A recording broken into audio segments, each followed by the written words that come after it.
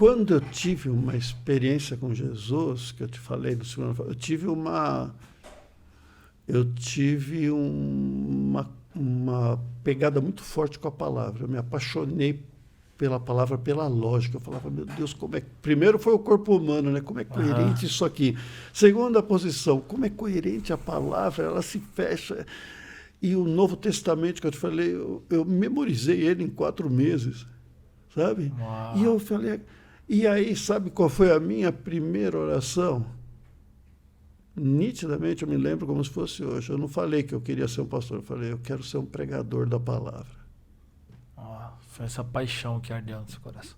Aí, isso aí começou a acontecer muito pouco tempo depois. Já foi rápido, então? Foi rápido, porque aí eu fui para a igreja, uma igreja tradicional, a igreja presbiteriana, tinha um ensino muito forte, e eu já comecei a trabalhar no ensino de adultos, de tudo, com o tempo, lógico, não foi de um dia para o outro, assim, mas foi até que rápido. E daí teve um período que houve uma nova crise com relação à ortodoxia e à ortopraxia, o que você conhece e o que você vive. E aí, quando eu tive essa crise, uma abençoada crise, Deus me levou para o Centro do Professorado Paulista, que havia umas reuniões lá que se falava muito sobre um tal de nascer de novo, novo nascimento, e tinha 3 titãs que faziam a reunião. Eu acho que uma parte da nossa nação passou ali, né? Eu fechava o consultório, segunda-feira eu atendia até às 8 horas da noite, 9, e era na segunda-feira. Você já estava então na medicina já? Já. E era na segunda-feira a reunião no Centro Professoral do Paulista, lá na Vergueiro. Aí eu fechava o consultório às 4, sabe? Se fosse para perder dinheiro, eu perdia, porque ali tinha alguma coisa que eu precisava.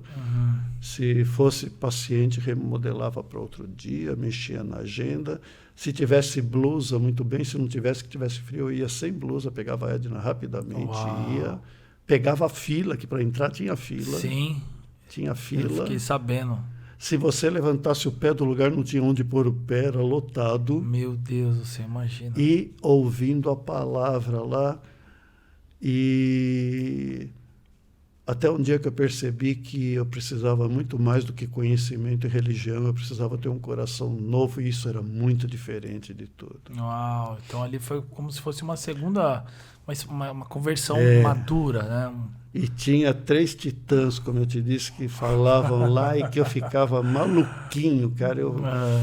Eu falei, meu Deus, se o que cantava, homens, né? Outro... um tal de Carlos Alberto de Quadros Bezerra, um outro que é o Carlos Alberto Antunes e o outro Ademar de Campos. E aí eu olhava para aqueles homens e falava, eles são tudo...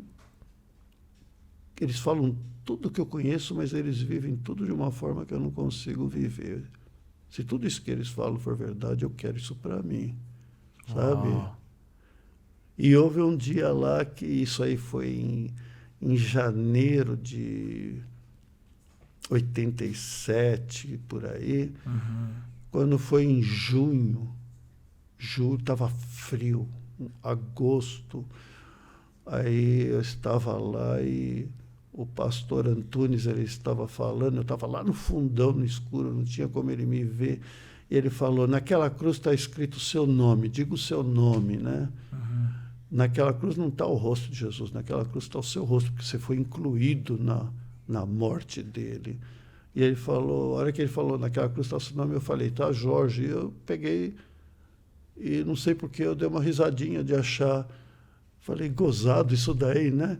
O pastor Antunes lá na frente falou, o que você está rindo achando graça? Ele não me falou. Meu Deus. Movido por Espírito Santo, ele sabia que alguém estava rindo. Ele falou, diga, pode dizer, naquela cruz. Aí eu falei, sério, né? Naquela cruz está escrito Jorge. A hora que eu falei aquilo, olha, o teatro começou a girar, e caiu a ficha nitidamente, porque eu ia naquela de... Caramba, esse negócio de novo nascimento é negócio legal para eu pregar. Eu tinha um grupo que visitava igrejas. para eu levar para os outros. Entendi. Na hora que caiu a ficha que era o que estava acontecendo comigo, que eu buscava. Meu Minha Deus segunda do céu. busca, né? Primeiro era do vazio, lá na adolescência. Aham. Uma experiência real com Jesus. Passaram-se alguns meses, eu estava carregando mala do pastor Carlos Alberto para onde ele fosse viajar. Já estava grudado já. Já. Uau. Já. Uau. E aí...